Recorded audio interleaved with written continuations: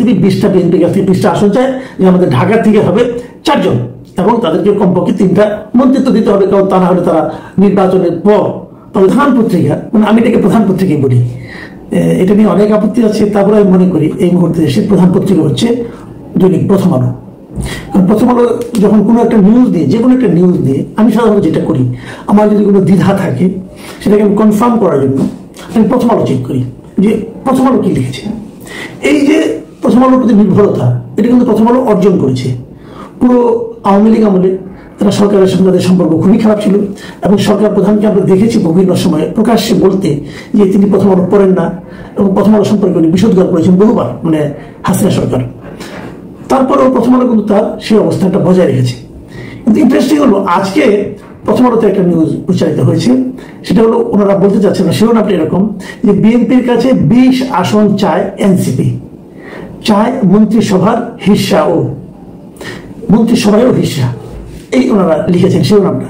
ভেতরে মূল বক্তব্যটা হলো যে এই নির্বাচনকে কেন্দ্র করে এখন তো বিএনপি অথবা এনসিপি অথবা জামাত অথবা অন্যান্য এবি পার্টি এবং অন্যান্য পার্টি যেগুলো আছে তারা তো নানা ধরনের নির্বাচনী জোট করছে, কার সঙ্গে কে জোট করে নির্বাচন করবে।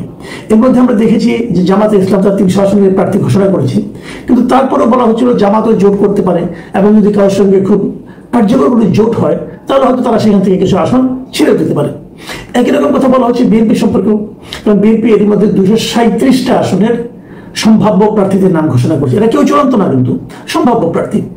সম্ভাব্য প্রার্থী তারা যেহেতু চূড়ান্ত না, 300 করতে পারতো, কিন্তু তারা করেনি, 237টা করেছে। 63টা আসন তারা ফাঁকা রেখেছে। কেন?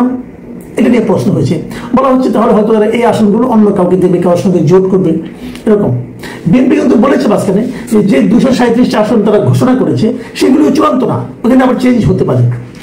কিন্তু আমরা দেখেছি যে এনসিপির সঙ্গে বিএনপির একটা নির্বাচনী জোটের কথা একটু আগে থেকে শোনা যাচ্ছিল, বেশ কিছুদিন ধরে শোনা যাচ্ছিল। আমার কাছে মনে হয়েছে এটা খুব একটা প্র্যাকটিক্যাল কথা না। আমি নিজে যদি বিএনপি নীতি নির্ধারকদের মধ্যে থাকতাম তাহলে আমি এই ধরনের জোট করতে চাইতাম না। যখন সেটা আমার ব্যাপার, আমি যেভাবে বুঝি। কারণ জোটটা মানুষ কখন করে?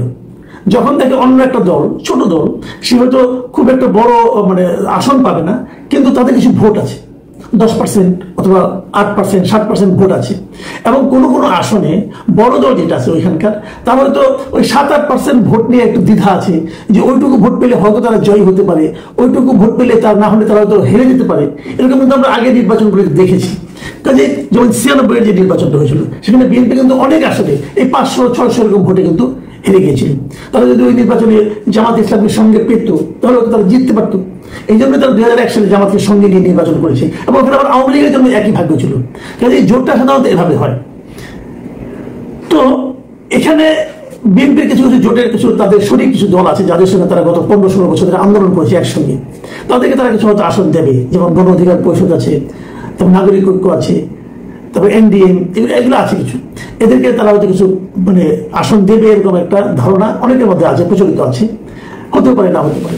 কিন্তু এনসিপির সঙ্গে তাদের এরকম একটা সম্পর্ক আছে এটা কখনো শুনিনি, বরং আমি বিভিন্ন সময় দেখেছি এনসিপি বিএনপিকে তীব্র ভাষায় সমালোচনা করে, এনসিপি বিভিন্ন লিডাররা। এই কারণে আমার কাছে মনে হয়েছে যে বিএনপি আর যাই হোক এনসিপি কে সঙ্গে নেবে না। এবং আরেকটা কারণ হলো এনসিপি খুব বেসিক্যালি খুব মানে অসাধারণ কোনো ভোট ব্যাংক আছে এটাও আমার কাছে কখনোই মনে হয় নাই।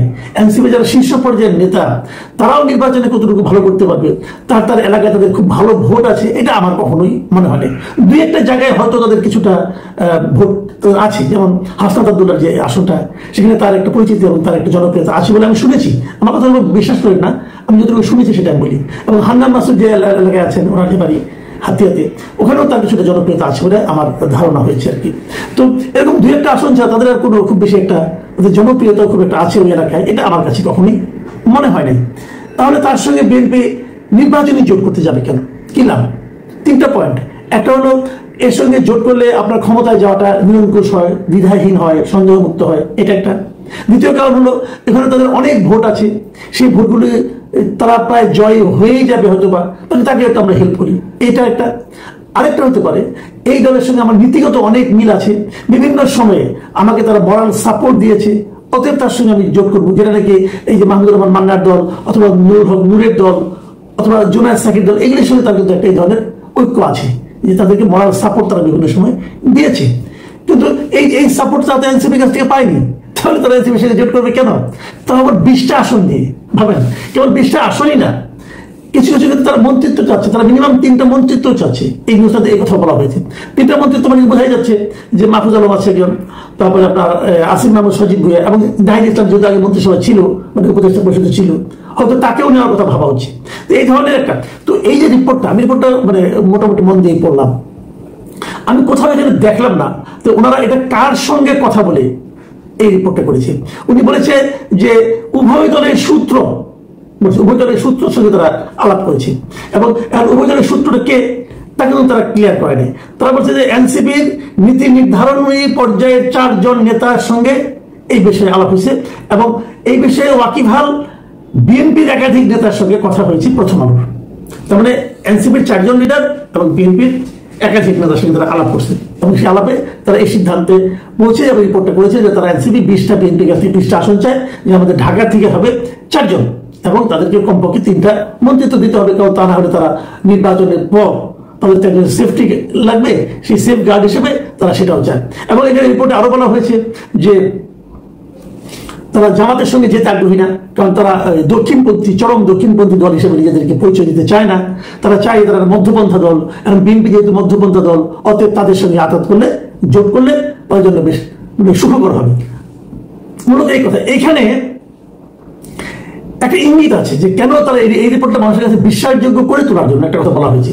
সেই কথাটা কি, নির্বাচনী জোট এবং সমঝোতা নিয়ে এই মাসের 2 তারিখে, মানে নভেম্বরের 2 তারিখে এক সংবাদ সম্মেলনে এনসিপির আহ্বায়ক নাহিদ ইসলাম বলেছিলেন যে আমাদের মৌলিক দাবিগুলোর সঙ্গে যারা কাছাকাছি আছে এরকম দলের সঙ্গে আমাদের যদি ঐক্যবদ্ধ হতে হয় বা কোনো ধরনের সমঝোতায় যেতে হয় তাহলে সেটা আমরা বিবেচনায় রাখবো।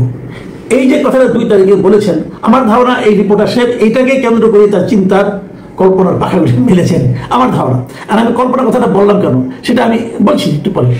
সেটা হলো গিয়ে হয়তো অনেকে আপনারা বলতে পারেন যে এই জোটের কথা তারা যে বলছে প্রায় সকল আসনেই তো বিএনপি মনোনয়ন দিয়ে দিয়েছে তাদের, যেমন হাসনাত আব্দুল্লাহর আসন অথবা আপনার হান্নান মাসুদের আসন অথবা নাসিরুদ্দিন পাটোয়ারির আসন, এগুলো সবগুলি তো তারা দিয়ে দিয়েছে। তাহলে এখন কি হবে? এই রিপোর্টে এমনও বলা হয়েছে দেওয়া হলেও ওই সেগুলো আবার উল্টো করা হতে পারে, এই ধরনের একটা সম্ভাবনার কথা বলা হয়েছে।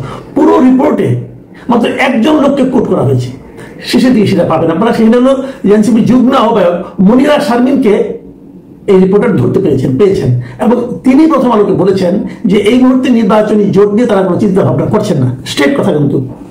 তাহলে পুরো রিপোর্টটা তো ওনার যে স্পেকুলেশন তা কিন্তু মনিরা শারমিন কিন্তু নাই করে দিল। ইন্টারেস্টিং হলো এই রিপোর্টটা প্রকাশিত হওয়ার পর আমি বেশ কয়েকটা পত্রিকায় এই ধরনের নিউজ দেখলাম। তার মধ্যে যেমন দৈনিক কালবেলা তারা এই নিউজটা করেছে, একই জিনিস আমি সেটাও পড়ে দেখেছি, মোটামুটি একই ধরনের কথা। মানে প্রথমত যা লিখেছে ওইটাই মোটামুটি বলা যায় যে রিপ্রোডাকশন তারা করেছে। এবং আজকের পত্রিকা এবং কালের কণ্ঠ তারাও এই নিউজটা করেছিল, কিন্তু আমি অনলাইনে যে এটা খুঁজে পেলাম না। তাদের কিন্তু গুগলে সার্চ করে পাবেন, তারা নিউজটা দিয়েছিল, পরে বোধহয় উঠিয়ে নিয়েছে, সত্যতা প্রমাণ করতে পারেনি। এখন এই 2 পত্রিকায় নিউজটা উঠিয়ে দেওয়ার কারণে আমার কাছে প্রথম আলো রিপোর্টের সত্যতা নিয়ে আসলে একটু সন্দেহ তৈরি হয়েছে। এই ব্যাপারে এনসিপির রিয়াকশন কি? এনসিপি তারা বিবৃতি দিয়েছে এবং তারা বিবৃতি দিয়ে বলেছে এই ধরনের কোন রকম মন্ত্রিসভার আসন কিংবা মন্ত্রিসভার পদ তারা চায়নি। এই সংবাদটা পুরোপুরি বিভ্রান্তিকর এবং বিভ্রান্তিকর এই বিবৃতিটা, এই প্রতিবাদ, এইটা আপনার ওনাদের যে বিবৃতি, অফিসিয়াল বিবৃতি, এটা একাধিক মিডিয়াতে প্রচারিত হয়েছে। আমার কাছে ইন্টারেস্টিং একটা পয়েন্ট আছে, সেই পয়েন্টটা হলো যে এই ব্যাপারে এনসিপির যিনি মানে একজন শীর্ষস্থানীয় নেতা, মুখ্য সমন্বয়ক নাসিরুদ্দিন পাটোয়ারি, তাকে সাংবাদিকরা জিজ্ঞেস করলে তিনি খুব চমৎকার একটা কথা বলেছেন। এটা আমাদের রস আছে বাট ইন্টারেস্টিং। তিনি বলেছেন 20টা সিট ও 3 জনের মন্ত্রিত্ব দেওয়ার বিষয় নিয়ে প্রথম আলোর প্রকাশিত খবর মিথ্যা। দেশের সংকটকালে আগুনে ঘি ঢেলে দেয় প্রথম আলো। দেশের সংকটকালে প্রথম আলো আগুনে ঘি ঢেলে দেয়।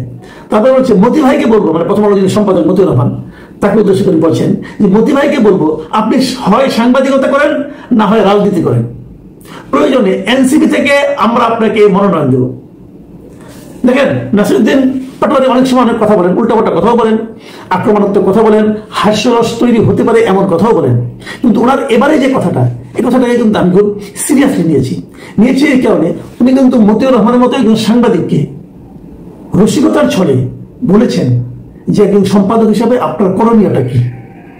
এবং আমিও বলবো জনাব মতিউর রহমান, আপনি সম্পাদক হিসাবে কিন্তু এখানে সেন্সিবল কোনো আচরণ করতে পারেন নাই। আপনার রিপোর্ট ছাপা হয়েছে আপনার পত্রিকায়, কিন্তু ওই রিপোর্টটা পড়ে কোনো পাঠক কিন্তু সন্তুষ্ট হতে পারবেন। এটা আমার কাছে একটা গসিপ নিউজ মনে হয়েছে। হয়তো আপনারা 4 জন এনসিপি লিডারের সঙ্গে আলাপ করেছেন, তাদেরকে কোর্ট করেন, পারবেন? তাদের নাম বলেন, পারবেন? পারবেন তো না। যদি পারেন তাহলে আমি আমার কথা তুলে দেবো। কিন্তু আপনি যেভাবে লিখেছেন, আপনার পত্রিকা যেভাবে ছাপা হয়েছে, এটাকে আমি আসলে রিপোর্ট আমি নিজেই বলি না। দেখুন, আমি নিজে টানা প্রায় 15-16 বছর রিপোর্টিং করেছি।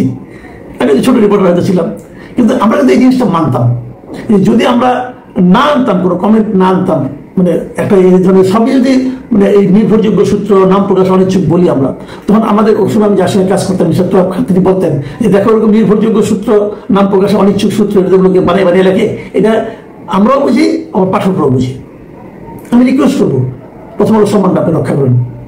আর পাশাপাশি আমি আরেকটা কথা বলি, আমি নিজের পার্সোনালি মনে করি বিএনপির সঙ্গে এনসিপির নির্বাচনে আঘাত হবে না, একেবারেই হবে না।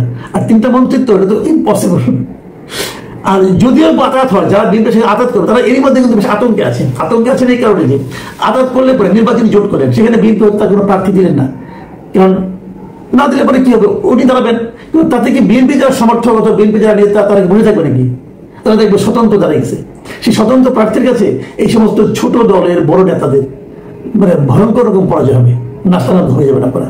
যদি আপনারা ধানের শীষ পেতেন, যদি ধানের শীষের প্রতীক নিয়ে নির্বাচন করতে পারতেন, তাহলে আপনাদের একটা আশা ছিল। কিন্তু নিজ নিজ দলের প্রতীক নিয়ে নির্বাচন করলে খুব একটা সুবিধা করতে পারবেন বলে মনে হয় না। এর মধ্যে অধ্যাদেশ হয়ে গেছে যে ওই জোটের দলগুলিকে নিজের প্রতীক নিয়ে নির্বাচন করতে হবে। কাজে বিএনপির এই জোট আমি খুব একটা সম্ভাবনাময় দেখি না, যদি তারা করতে